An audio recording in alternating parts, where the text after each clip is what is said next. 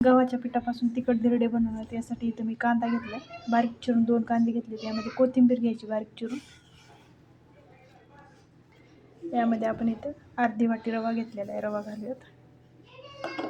त्याचबरोबर इथं 1 वाटी बेसन गव्हाचं पीठ घेतलं, गव्हाचं पीठ घालायचं 1 वाटी.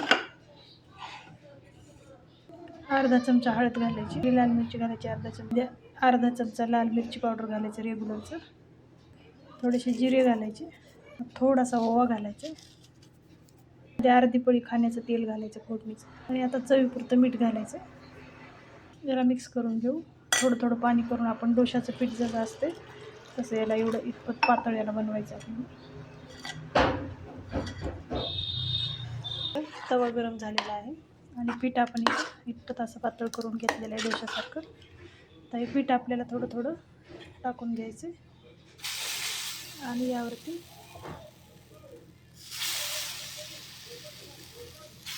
असं पसरवून घ्यायचं आपल्याला. अशा पद्धतीने थोडं आपण तेल टाकून घेऊयात, तेल टाकून घ्यायचं असं आणि याला दोन्ही बाजूने असं चांगलं भाजून घ्यायचं. डोशाच्या तव्यावर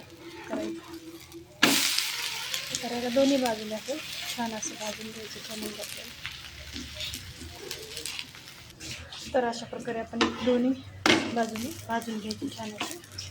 तर अशा प्रकारे इथं आपले कांद्याचे धिरडे तयार झालेले आहेत. खूप खमंग आणि छान लागतात. तर आजची रेसिपी आवडली तर चॅनलला नक्कीच सबस्क्राईब करा.